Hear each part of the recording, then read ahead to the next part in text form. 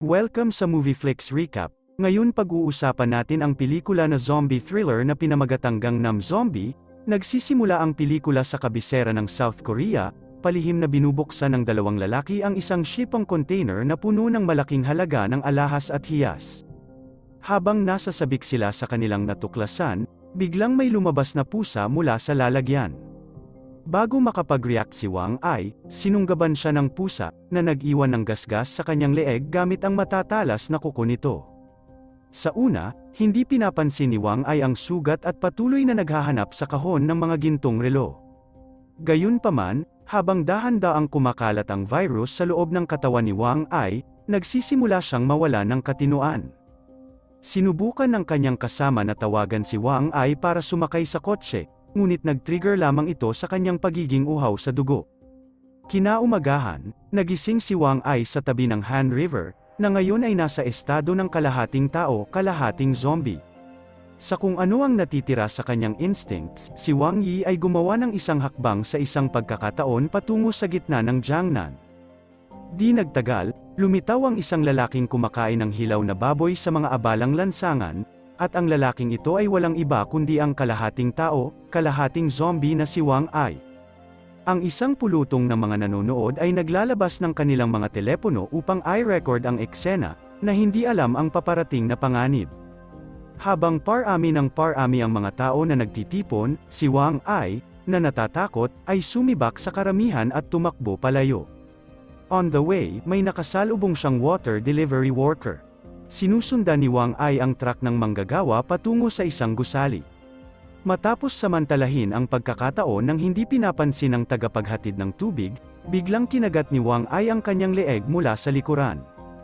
Nang matikman ang dugo ng tao, si Wang Ai ay ganap na nabagong anyo sa isang zombie. Magsisimula na ang isang nakakatakot na massacre, at mabilis na kumalat ang zombie virus sa buong gusali. Ang mga nakagat ni Wang Ai ay naging mga zombie. Nakita ni Madam Ann, na nangongolekta ng upa sa gusali, ang eksenang ito at inutusan ang kanyang mga security guard na pigilan ito. Ngunit sa harap ng napakaraming mga uhaw sa dugo at brutal na mga zombie, ang mga security guard ay idiniin sa lupa ng mga zombie nang makapasok sila. Nang makitang wala na sa kontrol ang sitwasyon, direktang tinawag ni Madam Ann ang mga security guard sa ibaba para isara ang lahat ng pinto gamit ang kanyang walkie-talkie. Gustong i-seal ni Madam Ann ang nangyayari sa building. Sa sandaling i-lock ng security guard ang mga pinto sa ibaba, isang pulutong ng mga zombie ang lumitaw sa kanyang likuran, at bago pa siya makatawag ng tulong, ang mga zombie ay sumugod na sa kanya sa lupa. Sa kabilang banda, si Madam Ann at ang iba ay hinahabol ng mga zombie.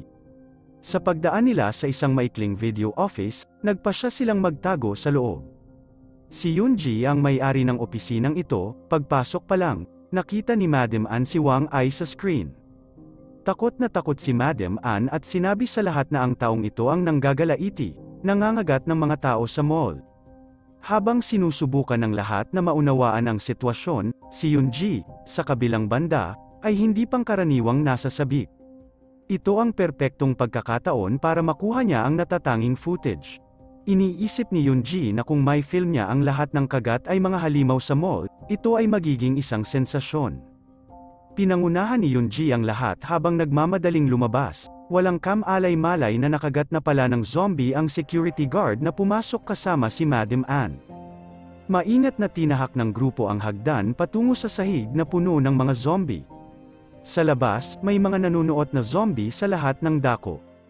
Nang makita ito, ang grupo ay lubos na nabigla. Inilabas ni Yoonji ang kanyang telepono, handa nang mag-film, ngunit biglang, lumitaw ang isang zombie sa kanyang harapan. Ang mga hiyawan ay umaakit ng higit pang mga zombie, at nagsimula silang lumapit sa kanila. Sa kabutihang palad, sinipa ni Hyan Sok ang zombie sa kanyang harapan at isinara ang pinto sa oras para makatakas ang mga tao.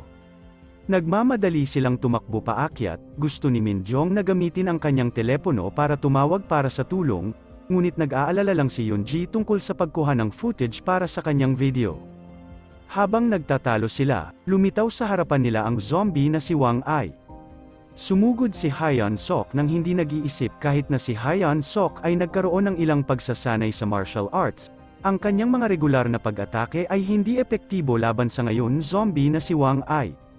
Hindi nagtagal, si Hyan Sok ay itinapon ni Wang Ai. Pagkatapos, sinugod ni Wang Ai si Yunji at ang iba pa. Upang iligtas ang kanyang sariling buhay, itinulak ni Yunji ang isa sa kanyang mga empleyado patungo sa zombie na si Wang Ai, na isinakripisyo siya upang bumili ng oras para makatakas ang iba. Mabilis silang tumakbo pabalik sa opisina, si Sly Yunji ay nagpatuloy sa pag-film sa salamin na bintana. Sinubukan ni Min Jong na tumawag para humingi ng tulong sa kanyang telepono, ngunit ibinagsak ito ni Madam An sa lupa.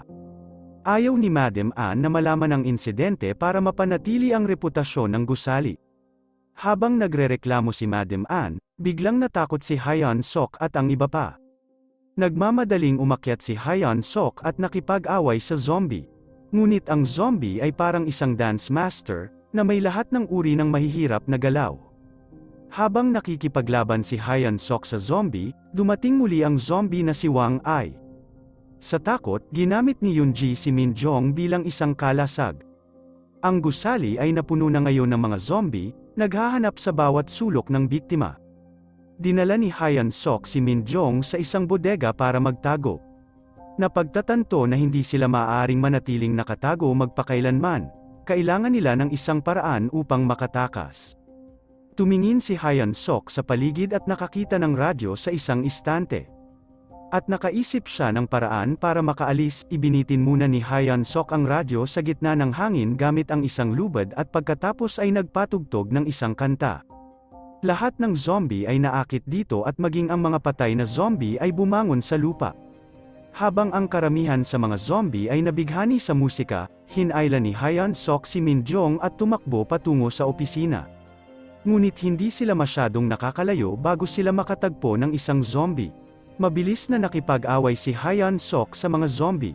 Tutulong na sana si Min Jong sa isang baseball bat nang sumulpot sa likod niya si Yunji, na naging zombie na.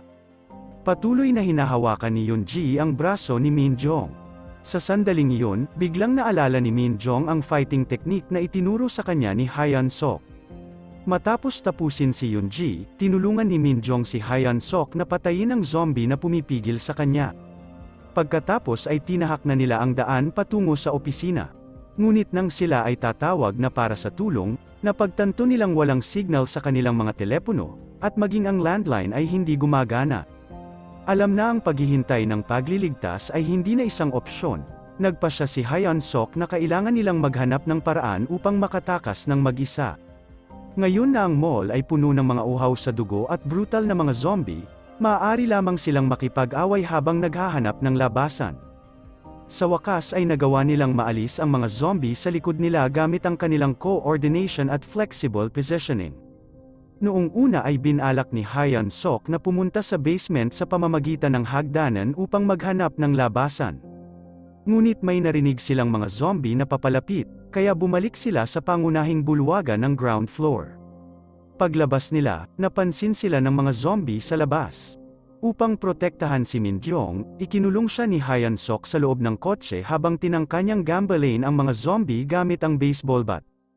Gayunpaman, habang mas maraming mga zombie ang natipon, ang kotse ay napapalibutan. Sa isang sandali ng gulat, hindi sinasadyang binuksan ni Min Jong ang musika ng kotse, na naakit ang lahat ng mga zombie sa mall patungo sa kanila. Si Hyan Sok, na nakikipaglaban sa labas, ay naduraj din ng mga zombie. Nang si Hyan Sok ay malapit ng kainin ng mga zombie, lumabas si Min Jong sa kotse na may dalang fire extinguisher.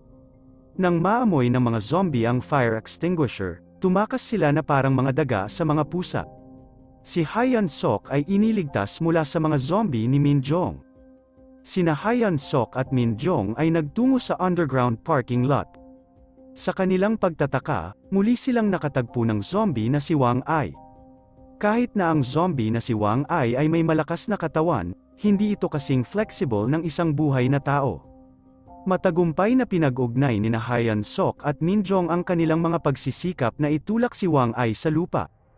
Humakbang si Hyan Sok, itinaas ang kanyang baseball bat at naghatid ng matinding suntok sa zombie na si Wang Ai, sa wakas ay pinatay siya. Gayunpaman, bago sila makahinga, ang ngayon zombie na si Madam Ann ay biglang gumapang palabas mula sa isang sulok. Sa pagtatangkang iligtas si Min Jong, si Hyan Sok ay aksidenteng nakagat ng zombie na si Madam Ann. Sa galit, mabilis na ipinadala ni Min Jong ang zombie na si Madam Ann gamit ang baseball bat. Batid ni Hyan Sok na nakagat ay wala na siyang mahabang oras at agad niyang sinabi ang ibinaon sa kanyang puso. Matapos sabihin ang kanilang huling polem, hinimok ni Hyan Sok si Min Jong na umalis kaagad mula roon. Ngunit ilang hakbang pa lamang ni Hyan Sok at Min Jong, natigilan sila sa kinauupuan habang nalaglag ang isang set ng false teeth mula sa paa ng pantalon ni Hyan Sok.